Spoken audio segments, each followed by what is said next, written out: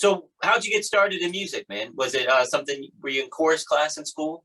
How Well, did that no, all? I'm gonna dial it on back to when I was like 5 years old. I just had this love of listening to my mom's stereo. She had a nice wooden stereo cabinet with the sliding doors that you open up the speakers, and she would always spin them Conway Twitty, Loretta Lynn, George Jones, Merle Haggard, Mo Bandy, Charlie Pride. The list goes on and on.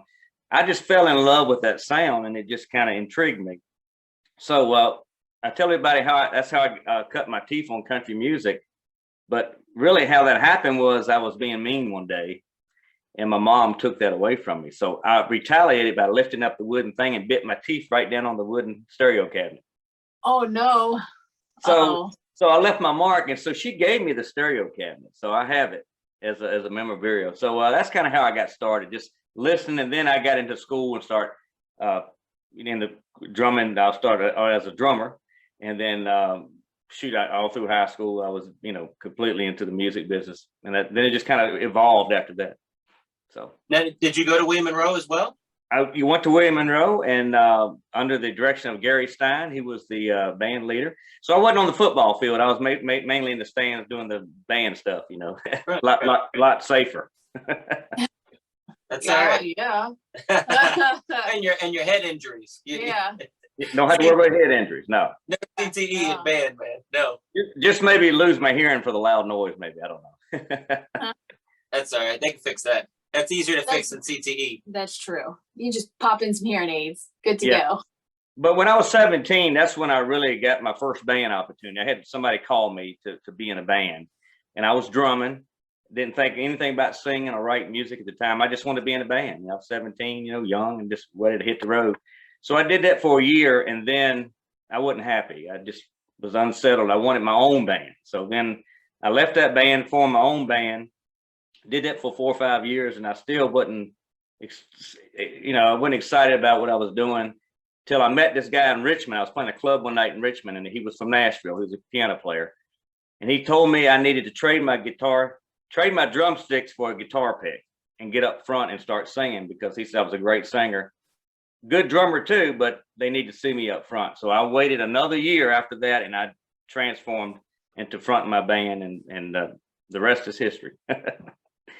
Wow. How many people is in your band now? I have 5. Well, it depends. I usually travel with a 5-piece band, but I am playing with a 12-piece band out of Charlottesville called Big Ray and the Cool Cats. Okay. And we do a lot. You're probably Ray could know. Yeah. So we play everywhere. Pennsylvania, Carolinas, Tennessee. Kentucky. So do you split the bill with them? Like Big Ray will do some numbers and you do some numbers, or is it they are backing you up? Well, they'll pull me on to do specials. They'll bring me in as a Nashville recording artist, and I'll get up and sing a few songs, and then I'm off. So I'll do 4 or 5 songs a night. Pretty much what I do. Well, Ray Cardell, he is a realtor, correct? Yes.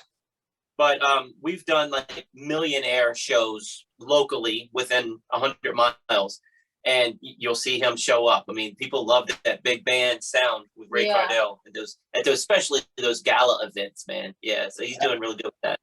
Absolutely. So, well, and somebody told me to call him about 5 years ago, and when I called him up, he said, "Tommy, I don't know what to do with you because I don't know nothing about country."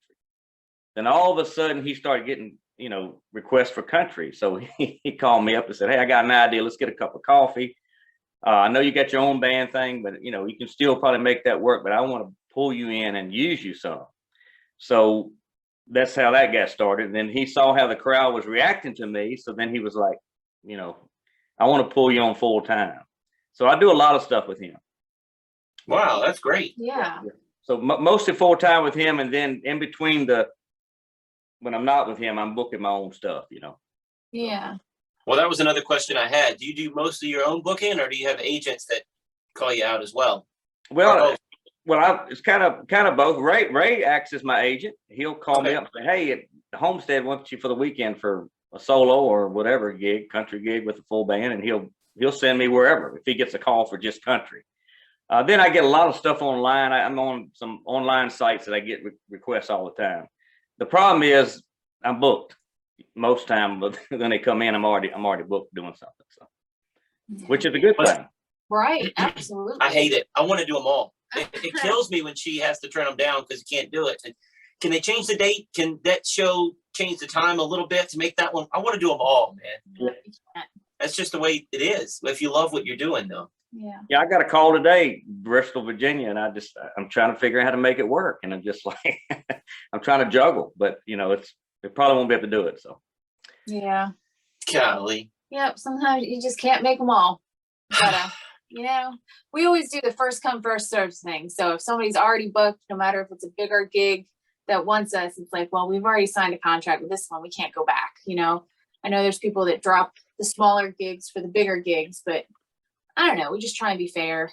They booked first. It's an ethical thing, man. Yeah. You don't want to I'm the upset. same way. If somebody books me, then I'm gonna do the venue. I don't care if somebody pays me more for another gig. I'm still gonna be, you know, to the gig that I originally booked. Right. Yeah. Yeah. Exactly. You have to show your loyalty, and I think that's a good thing to do. Yeah, absolutely. And you end up getting more shows because they know they can count on you too. So yeah. Absolutely. All right, so we got you into about 17 years old. You're fronting your own band. And what was the band called? Did you have a cool name for it? Well, we started out with Crossfire was Okay. the name. We had a huge banner with crossing guns and stuff. And then after that, I figured I kind of disbanded that band and formed up with some new members. And we called it Night Shift, NITESHIFT, because we work at night, like a night shift. Okay. So we were playing a lot of clubs, and you know, back then the clubs, you know, 90s, the clubs was hot, you know, and then all of a sudden that went away. So we had to reinvent how we go out and play, you know, more fairs and festivals, and since the drinking laws changed in Virginia with you know, more stricter, which I'm all for it. I don't want to be driving it on the road and having somebody running me off the road at late at night, you know, when I'm traveling. But the no smoking in the clubs, you know, changed everything now. Now it's like vineyards, wineries, breweries, and it's more family oriented that we play. Now it's a lot more better atmosphere. So tell me about, I know about the smoking, but what was the drinking laws? What changed with the drinking laws? They're just stricter about how many you can have? I think the value of being intoxicated, I guess, whatever level there is. I'm not too familiar with it, other than I heard, you know, you drank one drink and maybe you could be intoxicated where they can pull you over for a DUI if you're not a big person. So, Okay. so Yeah. whatever the point something, I'm not sure exactly. So you're talking about that with the cops. I thought you meant there was a law with like how much they serve you at the place, or that changed or something. No, more so the cops, I guess, you know. Yeah. They All pull right. you over, you know. And I can't tell you how late at night I'd be going home or coming from a venue and somebody's driving on the wrong side of the road. It's terrible. Oh Terrible. God.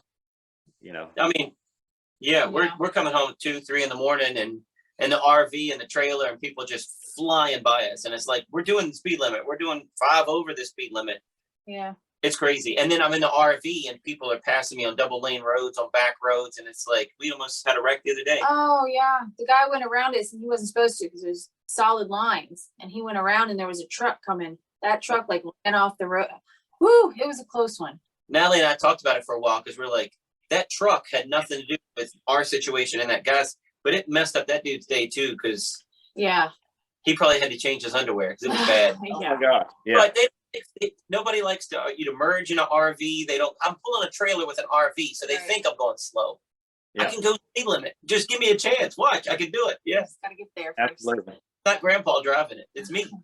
Yeah.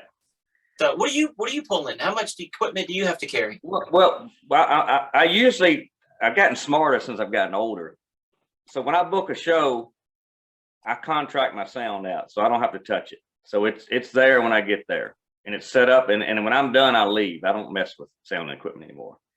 And with Big Ray, he does the same thing. He's got a sound guy, Pete Katz. He takes care. They got a truck and it's all there, so we just show up and play and leave. So Nice. that's just a lot better than it used to be. I was hauling all, you know, trail. I had a tour bus at one time. I did have a record contract out of Florida, and that didn't work out too well, just because it wasn't making a lot of money. So I decided to part ways pretty quickly. But I had a 97 Eagle for about 7, 8 years, and we drove that around. But then again, you break down. I'd break down going to a show, and what do? You know, You sit on the side of the road waiting to get picked up, and it takes forever. it does. So I was late at a show one time because we broke down going across 33, the mountain over here. And we had to sit there and wait and unload the equipment onto another vehicle to get it to the venue and set it up. And it was terrifying. So I just try to be smarter to just contract it out. Then I don't have to worry about it. Well, that's awesome. That's man. nice. Yeah, that's great. Check us out online at wesisley.com and patreon.com/Wes_Isley for behind-the-scenes videos, blooper videos, never-before-seen footage, discounts on merchandise, magic trick tutorials, and more. That's Wes Isley, spelled WESISELI.